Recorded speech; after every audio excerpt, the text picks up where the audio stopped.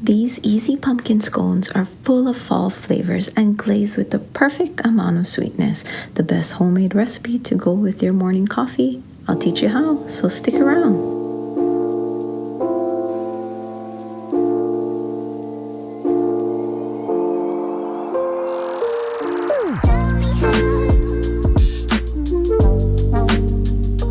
Aloha mai kako, my name is Relle and welcome to my kitchen where I like to share all my favorite Hawaiian and local recipes. It's fall, so you know what that means?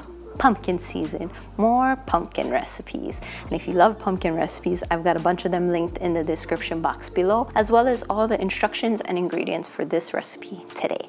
And today we'll be making pumpkin scones. It's like the perfect fall dish, like the warmth and the spices, and it's so yummy and super easy. Before we get started, preheat your oven to 400 degrees Fahrenheit. That way you don't have to wait while this is mixing up.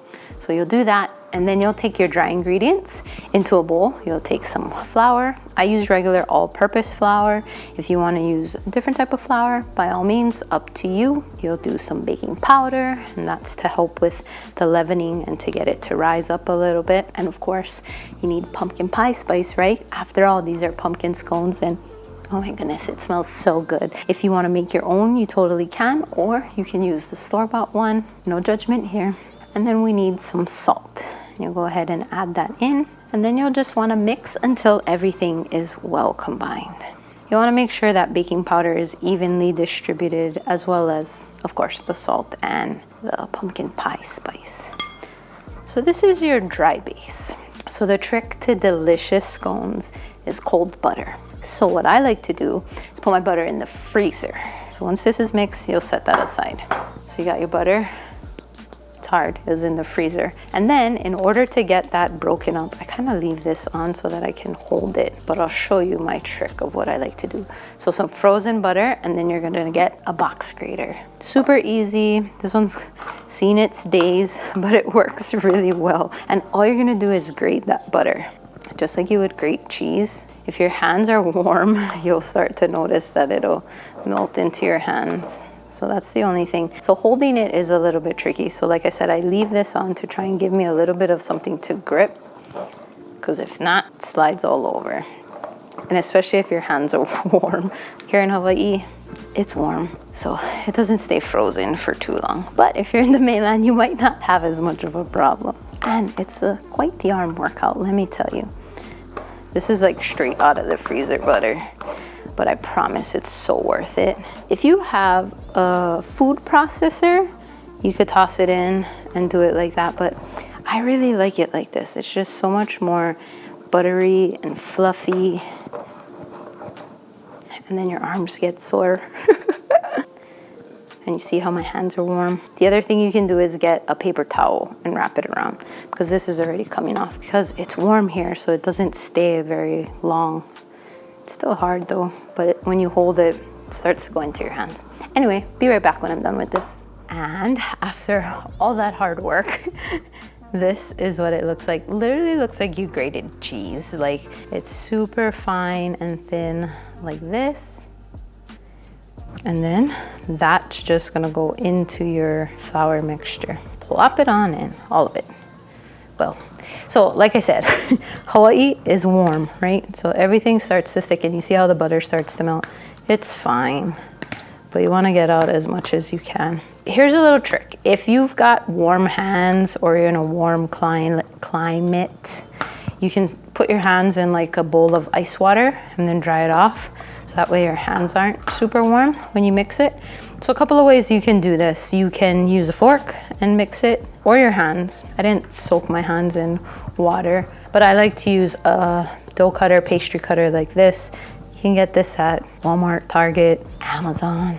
You can get anything on there pretty much, right? But all you want to do is get it to be incorporated with the flour. And so because it's like shaved down pieces, it'll mix in really easily. And once the butter is kind of coated with the flour, it won't ball up on you. So that's nice. And then sometimes what happens is, like I said, because it's warm here, you gotta work fast. If you find that you're slow and like this is the first time you did it, you can totally toss it back into the fridge for a little while to kind of cool it down. The better you get, the quicker you are. Or if you live in a cold climate, then you got some extra time. Basically, you wanna get it into like a fine, crumbly flour mixture. I'm kind of breathing hard. That's pretty bad. I better stop using my dough mixer, my KitchenAid stand mixer, and actually mix things. Be a good workout. Then you can eat your food and enjoy it. Not that you can't, but like all that extra hard work, then it's like paid off. Okay, so you got that crumbly crust like that. Not crust, flour mixture. We'll put that aside. Now for the wet ingredients. So to a bowl, pumpkin puree. This is regular pumpkin puree, not pumpkin pie. You can buy the canned one at the store. I like the canned one.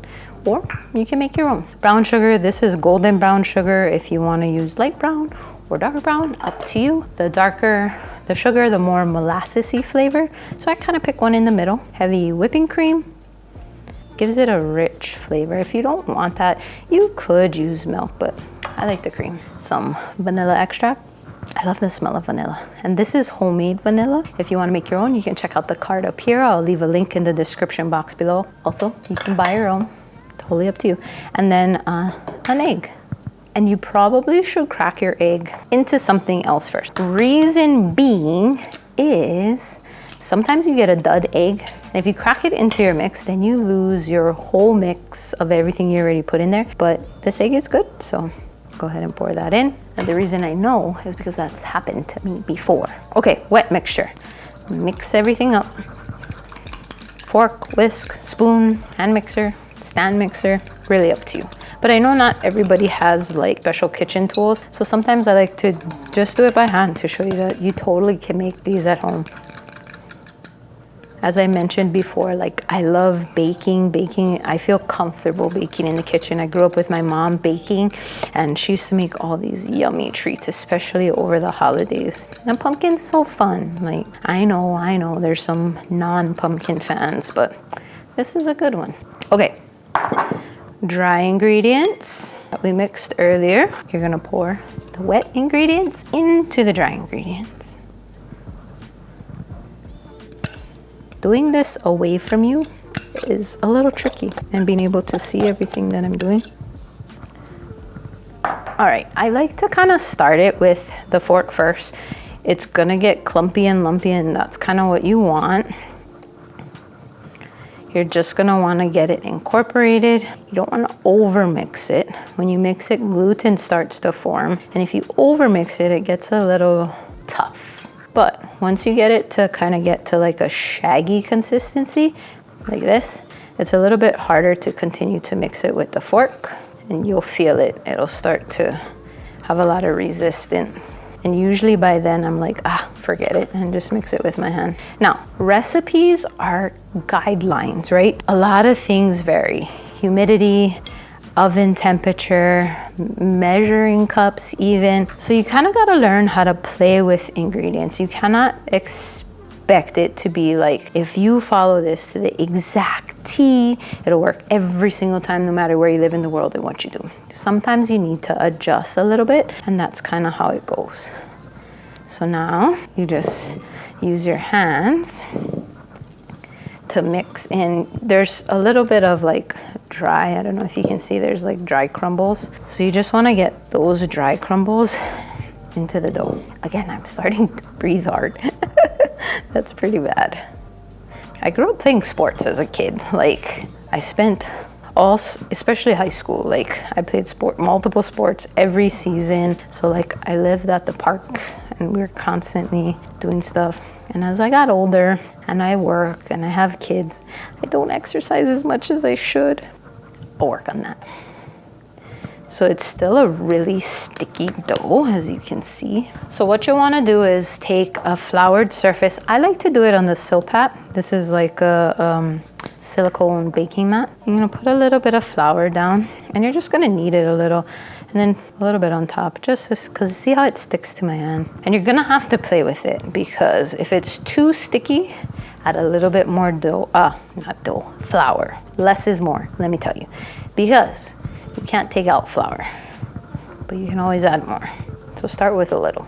And honestly, that was like, I don't know, a tablespoon maybe. And even once it gets incorporated, it's still kind of sticky. And I just kind of roll it around to catch up whatever. As long as it holds its shape and it's like not super sticking to your hand, you're at about the right texture. Okay, now what you'll want to do, you're gonna make a disc. Either you can make 2 small discs or 1 big disc. Classic scones, right, is that triangle shape. If you don't want it that shape, you don't have to. Make it how you want. So you're gonna flatten it out, and it's gonna be maybe an inch thick, not more for sure. Don't go too thick, because then it won't bake inside. So once you get a disc like this, and it doesn't need to be nice, that's a great thing. It can be shaggy and rustic is the word I'll use. You can either use a knife, or what I like to use is a bench scraper like this. And you'll just wanna get some flour on the bench scraper to try and prevent it from sticking, but just a little bit, just like when you do cookie cutters, you know how you dunk it in? And you're gonna cut it into 1/8. So 1 down the middle, and see how it's sticky? You can also like put a little bit of flour over the top. So 1 down the middle, turn 1 down the other side, and then you're gonna go in between each of those. Super sticky on the inside, which is okay. Especially once you have a little bit of dough on it, just like it continues to stick. 1 more cut here. So I like to just bake it right on the silpat here. So all you have to do is kind of spread them out. So you see how it's a little sticky, but that's fine. And you can just reshape them. Or if you like that rustic look, leave it, it's fine. Make sure they're not touching. They will spread a little as they bake. So for me, that's kind of how I do it.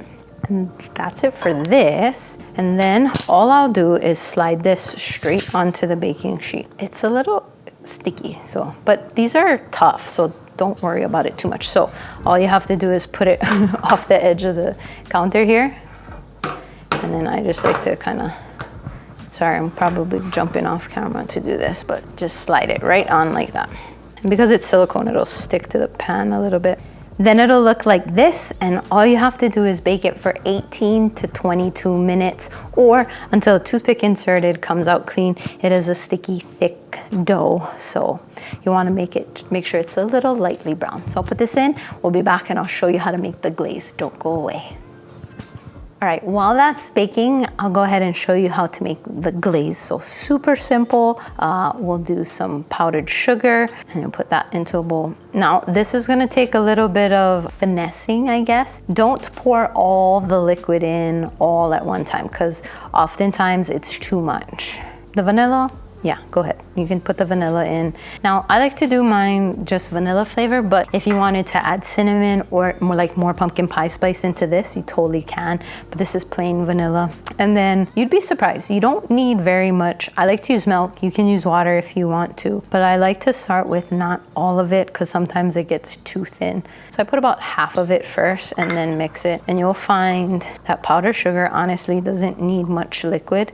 So for that whole thing, that's almost enough. And like I said, play with it. Don't pour the whole thing in at once. And you know what? If you do, that's fine. And if it's too watery, add some more powdered sugar. If it's too thick, add some more liquid. And sometimes you end up with a huge batch of it because you just keep going back and forth, back and forth. But see, okay, so this is more like a paste consistency, and that's too thick. So that was like half of the mix, half of the liquid, the milk. So I'll pour maybe another half of what I have left, and then mix that up and see how that goes. You want it to be, depends. Okay, so if you want to dip it, then this might be a okay consistency. I like it to be more like drizzleable. Is that a word? Drizzleable?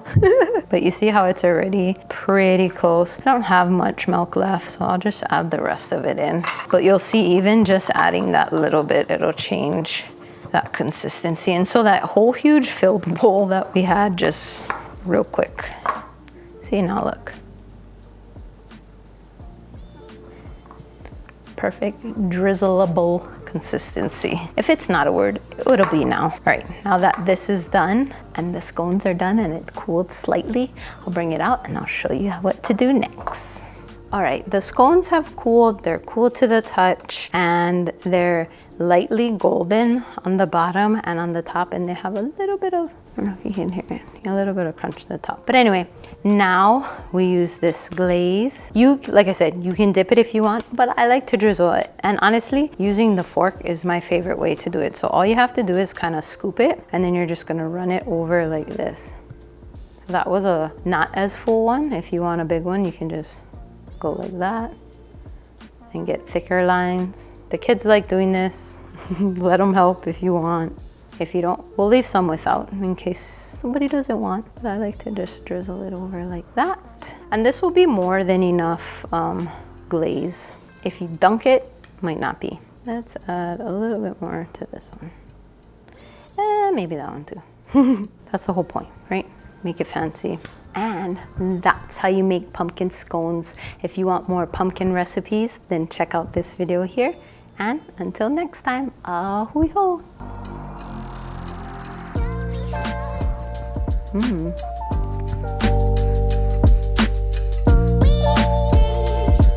Thank you for watching my mommy's video.